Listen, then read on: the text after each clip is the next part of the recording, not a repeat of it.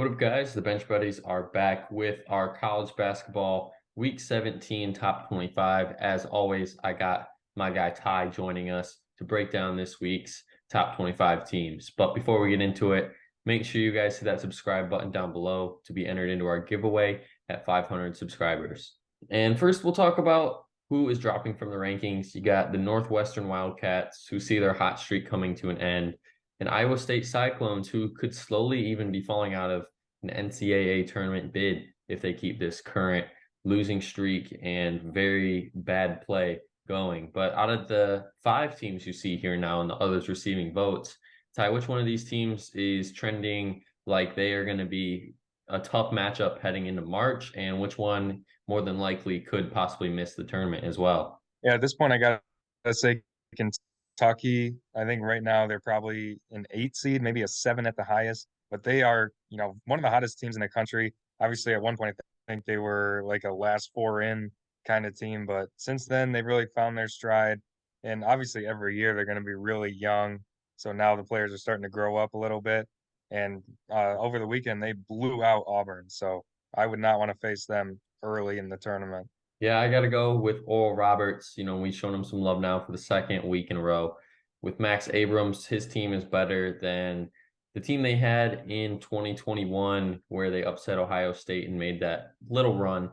And that's going to be a deadly matchup if they, win their conference tournament like they are supposed to and get in the tournament, be a tough, maybe 11, 12 seed versus a 4 or 5 seed.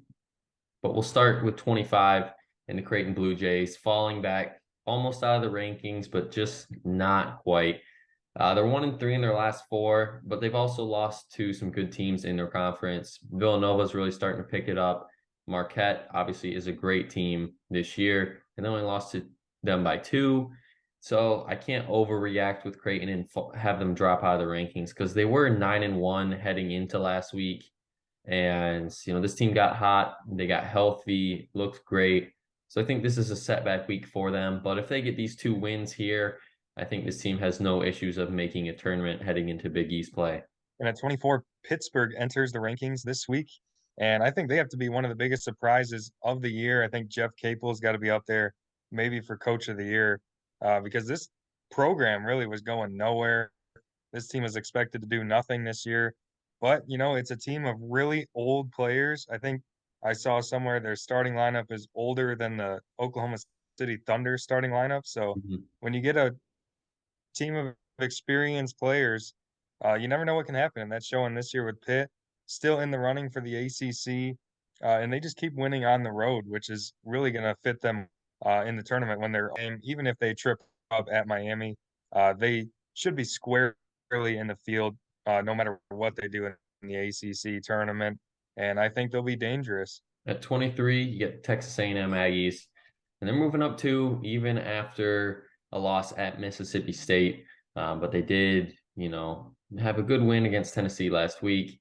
And they are 2 games back from Alabama for that number 1 seed. So that last game maybe won't matter if A&M beats Ole Miss and Bama beats whoever they play to begin the week.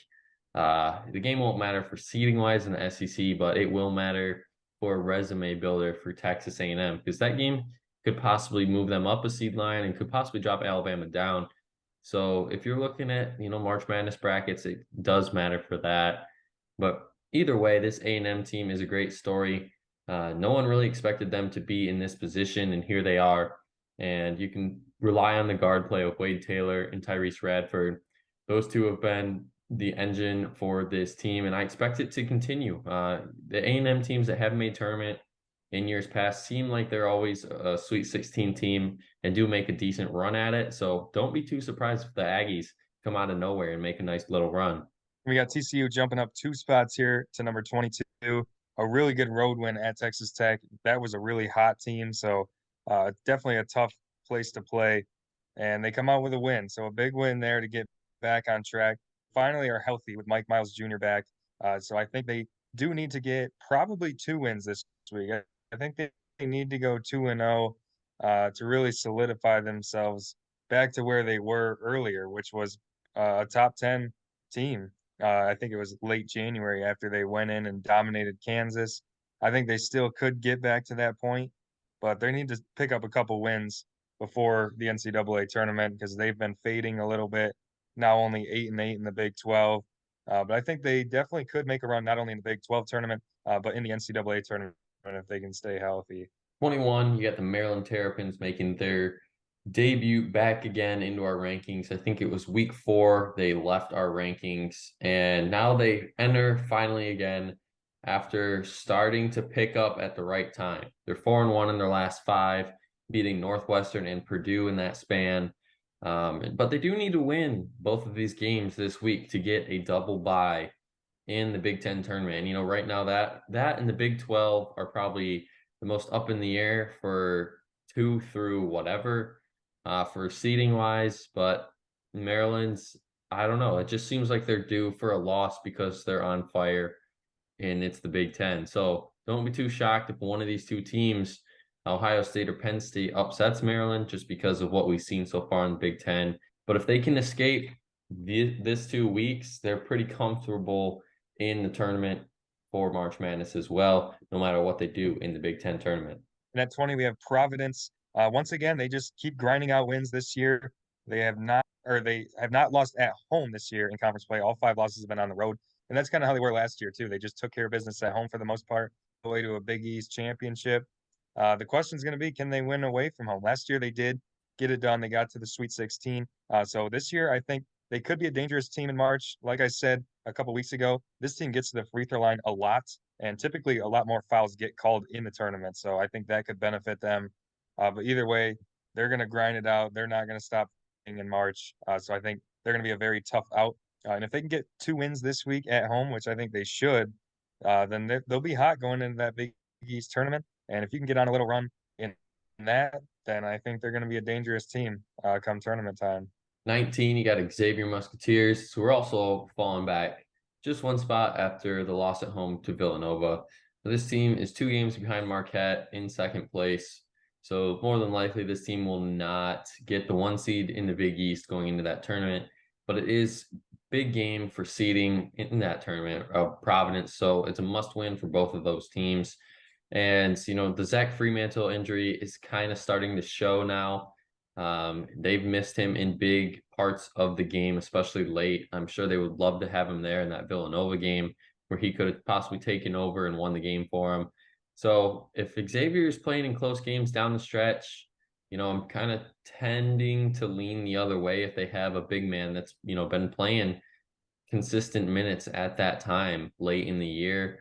It's definitely going to be a disadvantage for Xavier heading into the tournament, but Sean Miller will always have his guys ready. So I won't be too shocked if they can, make some magic. And at 18, we have San Diego State. Like every year, a very underrated team. Looks like they'll win 25, maybe even close to 30 games this year. And it just seems like pretty much every season they're at least an 8 seed or higher in March. And maybe this is the year they finally make a deep run in the tournament, like Sweet 16, Elite 8 kind of run. And I think they definitely have the potential. I just don't know if they're going to be able to get those clutch buckets when they really need them. This team really just relies on their defense to get it done. Matt Bradley is maybe the best player in that whole conference, and he only averages 13 a game. So the offensive end is definitely not where they hang their hat. It's just going to be a matter of whether the defense will be enough for them, to grind out some wins in March. 17, you get the Miami Hurricanes falling back after a disastrous performance to Florida State. They had a 7-game winning streak going. They lost at the buzzer. But, a lot of people aren't talking about the blowing the 25-point lead in the second half to Florida State. That was the big shocker that nobody saw coming. And they have one more game this week to wrap up ACC play versus Pitt at home, possibly to decide the conference. So it's going to be a huge game for both of these teams that aren't expected to be in that position at this time of the year. So you got to give them credit where credit is due. Isaiah Wong and Jordan Miller have been great this year for them. And this could be another team just like last year where they made a Sweet 16 run. And don't be too surprised if that happens. At 16, we have UConn finally starting to hit their stride again. Remember, they were one of the best teams in the country earlier in the season, about early January. Went on that just terrible stretch for a while, but now they've really found it again. And I kind of had a feeling this would happen. There's a lot of talent on the team. Dan Hurley's a really good coach. So eventually you had to figure they were going to get their feet under them. Unfortunately, they struggled for a little too long. So now they're out of the Big East race. But I think they'll have a very good chance at the Garden to win the Big East tournament. And I think they'll be probably a 4 or 5 seed in March. And they're going to be a team that's probably a lot better than where they're going to be seated. So I don't think anyone's going to want to face them. Like if you're a 1 seed facing them in the Sweet 16, I don't think that's a team you want in your bracket. At 15, you got the St. Mary's Gales, and this team will be the 2 seed because of the loss and tiebreakers and whatnot with Gonzaga, and they finished 14-2 as well in the conference. But more than likely, they will face off in the championship for round 3 to decide who's going to be the real champion of the West Coast Conference. And we're going to find that out. I think it is Sunday, I believe, is the championship, or maybe it's Monday. But there's going to be a championship determined for these Gales, and if they're really going to come out on top. But either way, they've had another promising season and are looking to finally make some noise in March. It seems like they get there and they lose that first game every year. And maybe this is the year that they right those wrongs. Indiana, they've been really up and down lately, but now it seems like they're finally starting to get healthy. And just a huge win at Purdue, coming off that bad loss at Michigan State home, but they kind of got ran out of the building there. But sweeping Purdue the way Purdue has looked all season, that is a huge accomplishment for Indiana. And you can't help but wonder if they can just carry that momentum into these next 2 games and into tournament play, whether it's the Big Ten tournament or the NCAA tournament, because they have the potential really to compete with any team in the country. It's just a matter of whether they can get healthy and stay healthy, and whether they can just avoid that, you know, lackluster performance that we see from them a little too often this year. But I think they'll have a very good shot to win the Big Ten tournament. They might even be the favorite down in Chicago. But either way, I think they're going to be really dangerous. Another team that's going to be better than where they're seated. 13, making a huge jump back up in the rankings, are the K-State Wildcats with a big win over Baylor and beating Oklahoma State as well. Gets them moving in the right direction because a lot of teams lost last week, and maybe they had a few big wins, but no one went 2-0 like Kansas State did. And this team is looking like a 2 seed, maybe 3 seed at worst right now, just because of the resume and what they've done so far this year.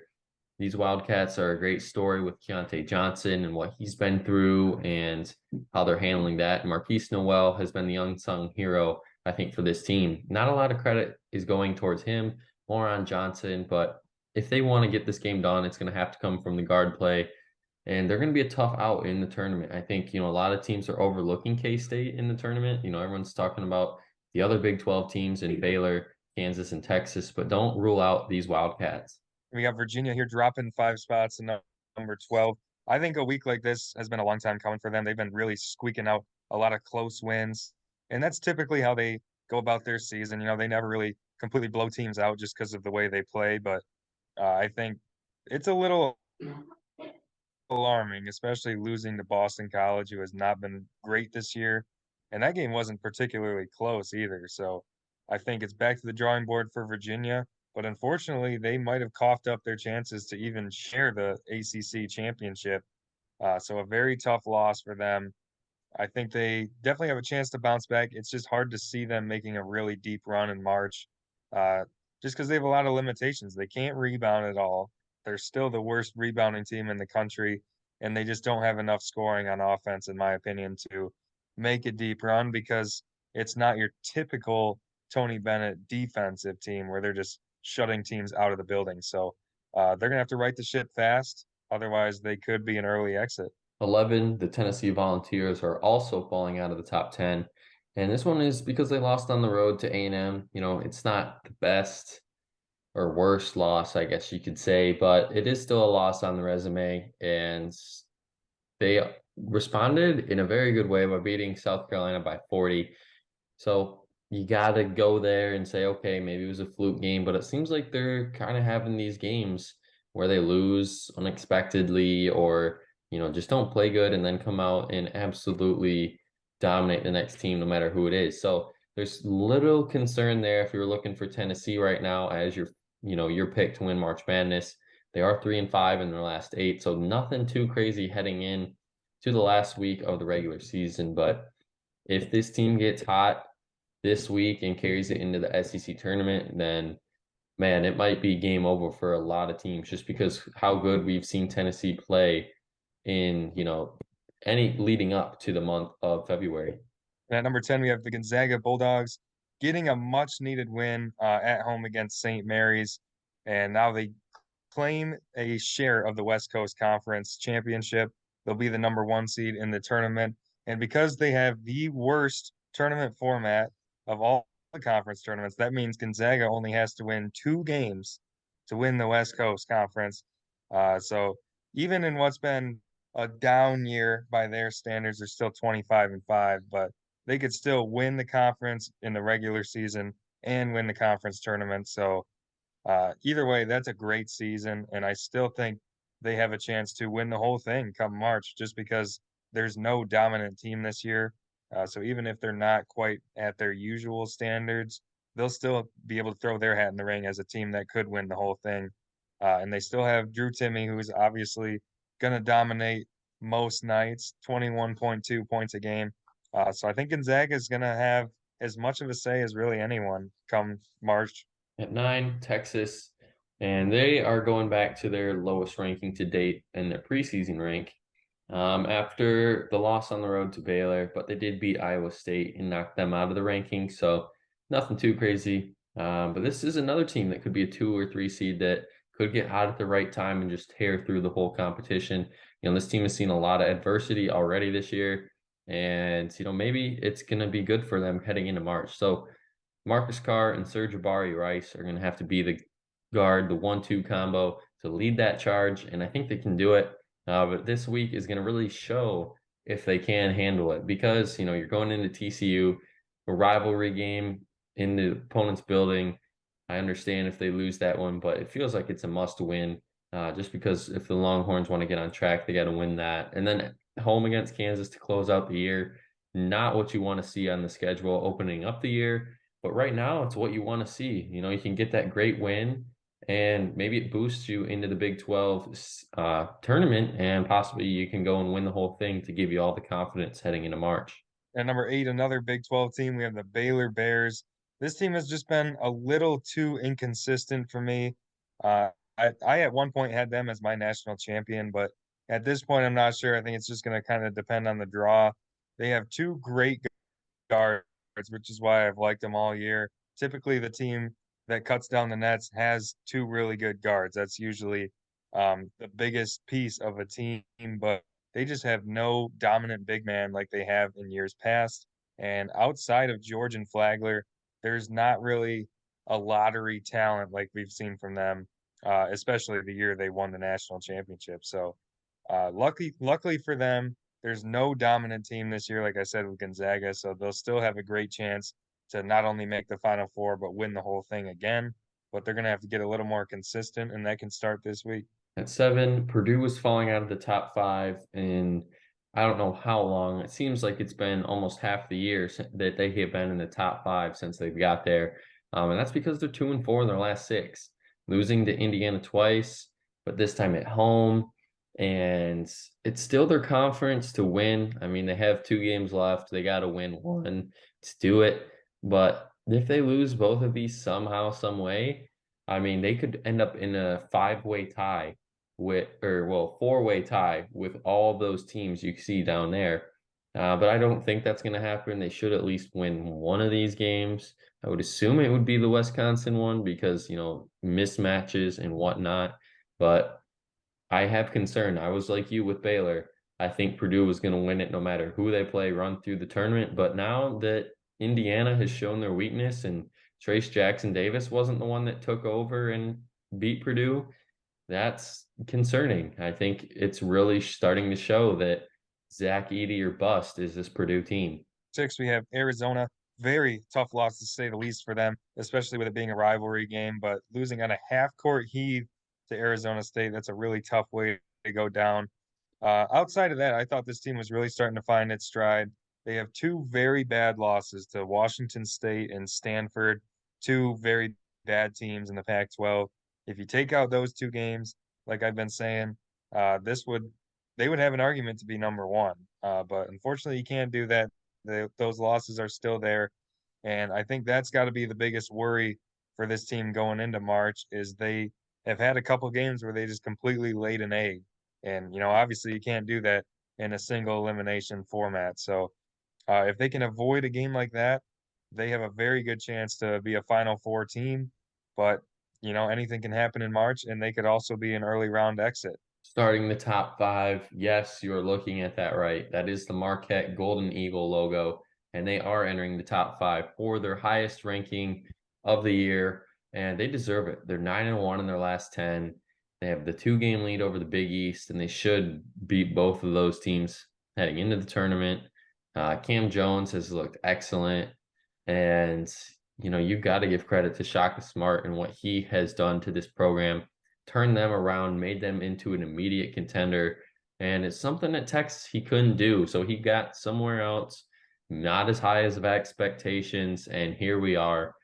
And, he's really done a great job. So it's a great story to see. This team reminds me a lot of that Providence Friar team of last year that's still flying way under the radar. They're in the Big East, not given enough credit. And I think this Marquette team is 2.0 of that team because they're better and they just play. It's just fun to watch them play. So I got to give Marquette the credit.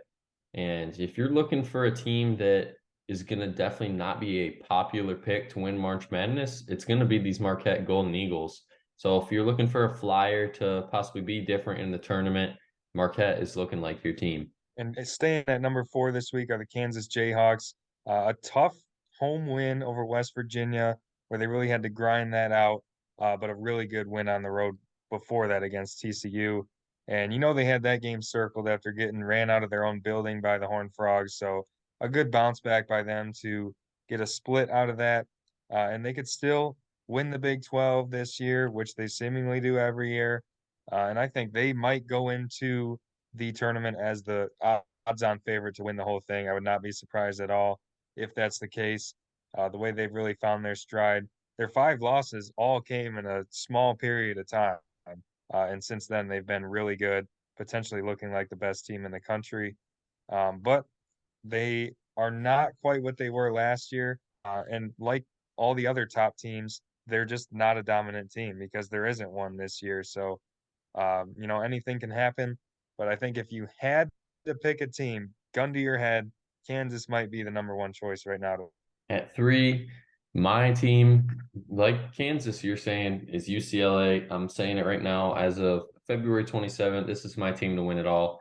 Still not getting enough credit. They're playing on the West Coast. And, even in the seeding, they're still getting disrespected as a 2 seed with 4 losses.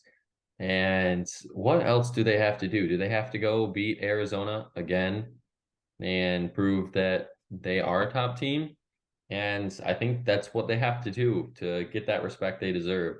So if they finish regular season 27-4, 18-2 in the conference, no doubt in my mind, this team is a 1 seed no matter what happens in the Pac-12 tournament. And as I said, this is my team to win it all right now. And it's kind of corny. The last 2 years I was on the hate bandwagon for UCLA, but this year I just think they have all the pieces and everything's falling perfectly into place for this UCLA team. And number 2, we have Alabama. Interesting week to say the least for them with the Brandon Miller news. But then he went out and dropped 40 the very next day, I believe, after all the stories came out. And they get a road win over South Carolina and then a close home win over Arkansas. I do think even if nothing happens with Miller and he continues to play, I do think it's still a little bit of a distraction for Alabama. They've still been in the headlines even up until today. So I think it is a little bit of a distraction, and it could hurt them in the tournament because if you completely take that out, pretend that never happened, this might be the best team in the country. But, distractions do matter, and I think that could hurt them. We'll see in the next few games and in the SEC tournament. But I think if they can go 2-0 this week, similar to what you said with UCLA, I think they would pretty much lock up a 1 seed regardless of what happens in that SEC tournament. And I think they'll be really dangerous. But we've seen in years past, I think it was 2 years ago when they got knocked out early by UCLA when they had a chance to make a run. So we'll see if this is the year they can get to the Final Four. Net one, yet again this week for the fourth time this year, are the Houston Cougars. And, they have been on a roll, 18-1 in their last 19 with a 9-game winning streak. And they've already clinched the number 1 seed in the American Conference. And the game at Memphis does matter to Memphis.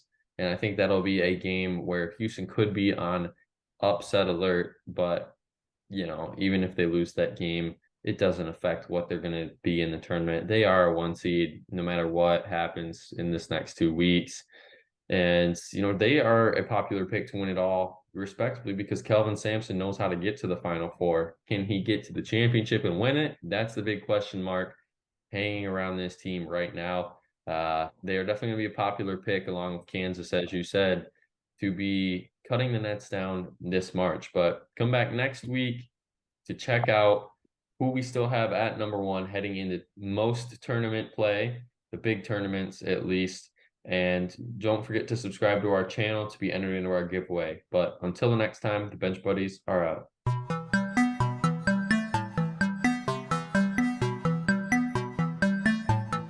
She never called back.